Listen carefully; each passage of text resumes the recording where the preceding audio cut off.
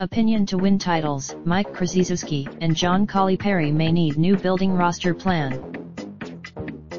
Within hours of each other on Sunday, two of the sport's iconic programs and the top purveyors of building teams around the highest-ranked recruits were knocked out of the NCAA tournament by teams with experienced guards and generally more mature rosters. As a consequence, while a non-traditional Final Four has its own kind of appeal, Sunday's outcome seemed to invite a larger conversation about whether it's more likely to go deep in college basketball's postseason tournament with older players instead of younger ones. Among the last 6 teams who have played in championship games since Duke's 2015 title, the only so-called one-and-done player who saw the court was North Carolina's Tony Bradley, who averaged a mere 12 minutes off the bench in that tournament. Meanwhile, the trend is now too obvious to ignore. "I thought they played older than we did," Duke's Mike Krzyzewski said Sunday after losing to the Spartans. "But that's happened to Wild Ride A. March Madness A. Age matters A." But to boil this down just to age seems overly simplistic, especially when teams have won championships with a freshman as their best player in 2003 Syracuse, 2012 Kentucky and 2015 Duke, and reached the final game in 2008 Memphis and 2014 Kentucky. Had Duke or Kentucky, but in both cases, their losses highlighted the reality of the world Krzyzewski and Calipari have been operating in. Pulling whatever players you can off the Rivals.com top 20 list isn't the easiest or even the best way to construct a roster.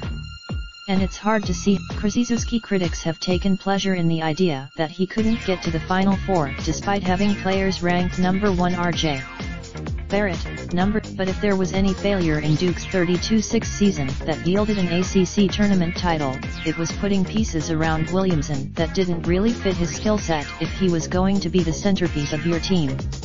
Of course, instead of surrounding Williamson with shooters who could open up the floor like an NBA team will almost certainly try to do, Duke often found its offense clogged up because Barrett was miscast as a primary playmaker and Reddish was reduced to a third wheel who often waited on the perimeter for three-pointers, which he shot at a mediocre 33.3% clip.